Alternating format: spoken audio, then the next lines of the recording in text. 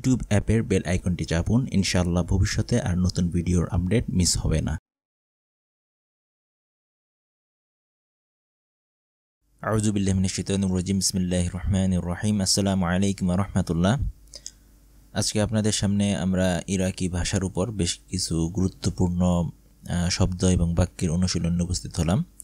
তো বেশ কিছুদিন ধরে অনেক ভাই চাচ্ছিলেন যে ইরাকি ভাষার উপর নতুন আরেকটি ভিডিও দেওয়ার জন্য।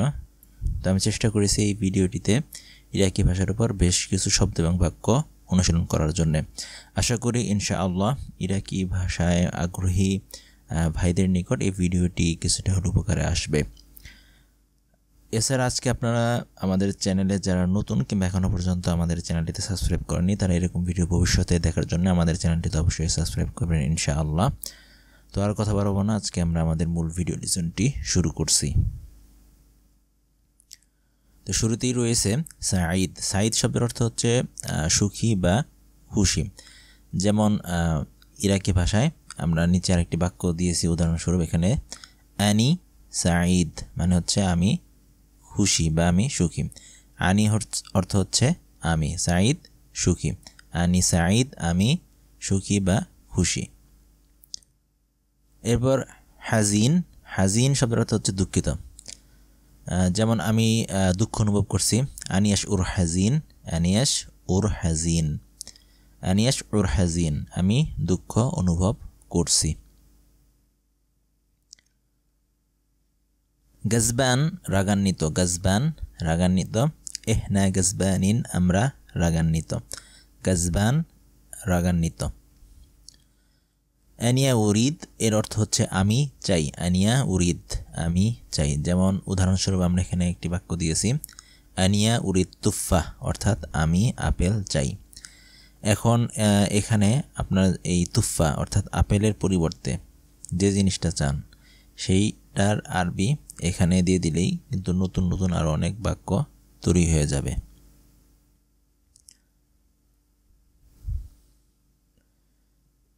এরপর আমরা আরেকটি বাক্য দেখতে পাচ্ছি এখানে, আনিয়া উরিদ আকুল তুফা অর্থাৎ আমি আপেল খেতে চাই।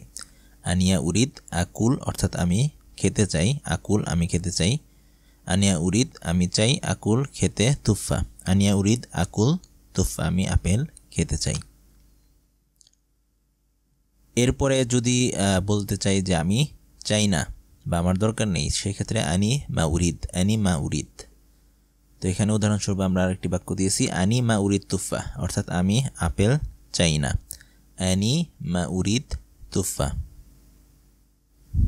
শুধু আনি মা উরিদ মানে হচ্ছে আমি চাই না।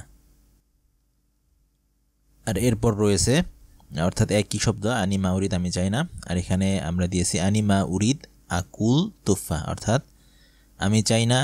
আকুল শব্দের অর্থ হচ্ছে আমি খাই, আর তুফা হচ্ছে আপেল, অর্থাৎ আনি মা উরিদ আকুল তুফা অর্থাৎ আমি আপেল খেতে চাই না। এরপরে কাউকে জিজ্ঞেস করার ক্ষেত্রে সাবিয়েস। সাবিয়েস মানে হচ্ছে কয়টা বাজে। যেমন এর উত্তরে যদি 8টা বাজে সেক্ষেত্রে বলতে পারেন সাবিয়েস সামানিয়া। সাবিয়েস সামানিয়া অর্থাৎ 8টা বাজে।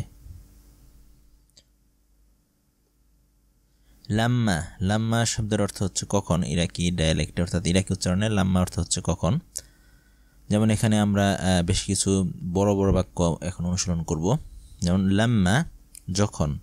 কায়নাত ফি, শুধু কায়নাত ফি এর অর্থ হচ্ছে আমি ছিলাম, অতীতের বোঝায় আর কি। লন্ডন এটা হচ্ছে লন্ডন। শিফতুল, শিফতুল মানে হচ্ছে যে আমি দেখেছিলাম। বিগ বেন, বিগ বেন হচ্ছে একটা বড় ঘড়ি। তো লাম্মা কায়নাত ফি লন্ডন শিফতুল বিগ বেন অর্থাৎ আমি যখন লন্ডনে ছিলাম তখন বিগ বেন দেখেছিলাম, অর্থাৎ যে বড় ঘড়িটি সেটি দেখেছিলাম।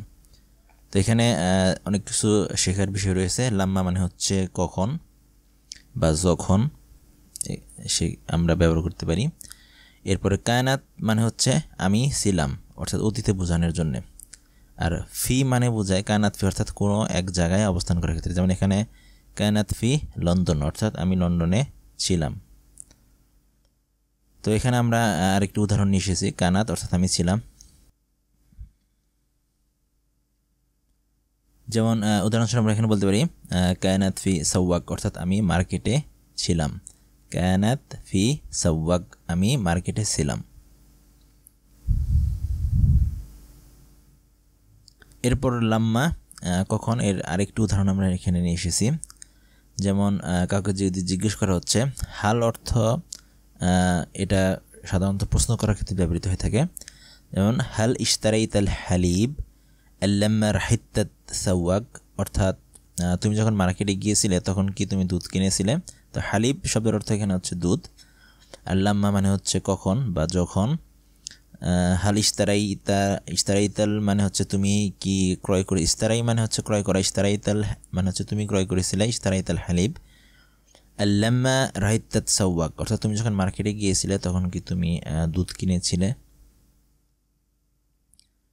আর এরপর আরেকটা উদাহরণ, লাম্মা তুয়াক্কিফিল মাতার, অর্থাৎ যখন বৃষ্টি থামবে। লাম্মা তুয়াক্কিফিল মাতার রাহা রুহ লিল পার্ক, তখন আমি পার্কে যাব।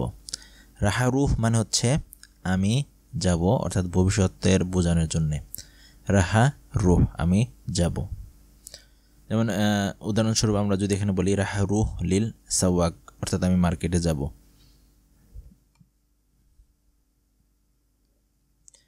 এরপর যাই হোক, এর আরবি দুটি আমরা শব্দ দেখতে পাচ্ছি এখানে, আলাল উমুম এবং হচ্ছে আসলান। আলাল উমুম অথবা আসলান। যেমন মিন আনতা আসলান, অর্থাৎ যাই হোক তুমি কে। মিন আনতা অর্থাৎ তুমি কে, আসলান যাই হোক। এরপর যাই হোক তুমি এখানে কিভাবে আসলে। শ্লোনি যেতে হিনা আসলান, শ্লোনি যেতে হিনা আসলান। যেতে মানে হচ্ছে এখানে আসা, অর্থাৎ কাম ব্যাক বা কাম এখানে আসা। তো শ্লোনি মানে হচ্ছে কি, অর্থাৎ কেমন, যে শ্লোনি মানে হচ্ছে কেমন। যেমন শ্লোনি যেতে হেনা আসলান, যাই হোক তুমি এখানে কিভাবে আসলে। এরপর আমরা আরেকটি উদাহরণ নিয়ে এসেছি, যেমন আলাল উমুম লাজিম আমশি, যাই হোক আমাকে যেতে হবে। তো সেক্ষেত্রে আমরা যদি বলি লাজিম আমশি, অর্থাৎ আমাকে যেতে হবে। আর লাজিম দিয়ে সাধারণত বোঝায় যে জোর করা, অর্থাৎ এটা এখন গুরুত্বপূর্ণ, লাজিম বা অবশ্য করতে হবে। তো আলাল উমুম লাজিম আমশি মানে যাই হোক আমাকে যেতে হবে। এরপর যদি বলা যায় যে এটা কোনো ব্যাপার না, এটা আরবি হচ্ছে মাকু মুশকিলা। মাকু মুশকিলা এটা ব্যাপার না। তো যাই হোক এটা কোনো ব্যাপার না, এটা আমরা বলবো এইভাবে, আলাল উমুম মাকু মুশকিল, যাই হোক এটা ব্যাপার না। এরপর আকু এই শব্দ দিয়ে বোঝায় হচ্ছে সেখানে আছে।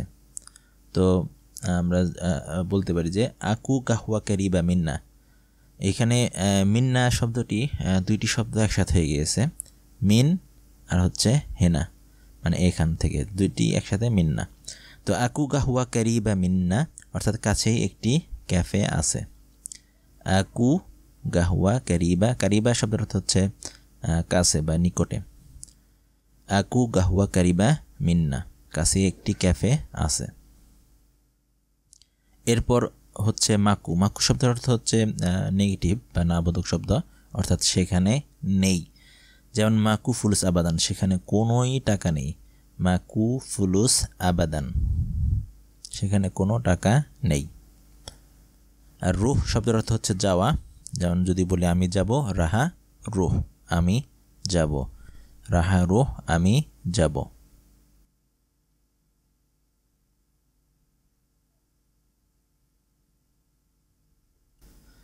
তো এই ছিল আজকে আমাদের ইরাকি ভাষার উপর উপস্থাপনা। আশা করি ইনশাল্লাহ ইরাকি ভাষায় আগ্রহী ভাইদের নিকট এই ভিডিওটি কিছুটা হলেও উপকার আসবে। তো এই ভিডিওটি যদি আপনাদের ভালো লেগে থাকে এবং এরকম ভিডিও ভবিষ্যতে আরও দেখতে চান তাহলে আমাদের চ্যানেলটি অবশ্যই সাবস্ক্রাইব করবেন ইনশাআল্লাহ। এছাড়াও ইরাকি ভাষার উপর আমরা ইতিপূর্বে আরও কিছু ভিডিও আপলোড করেছিলাম, সেই ভিডিওগুলোর লিঙ্ক এই ভিডিওর নিচে ডিসক্রিপশনে দেওয়া থাকবে ইনশাআল্লাহ। তো আজ নয় আবার নতুন আরেকটি ভিডিও নিয়ে আপনাদের সামনে উপস্থিত হবো। সে পর্যন্ত আসসালামু আলাইকুম ওয়া রাহমাতুল্লাহ।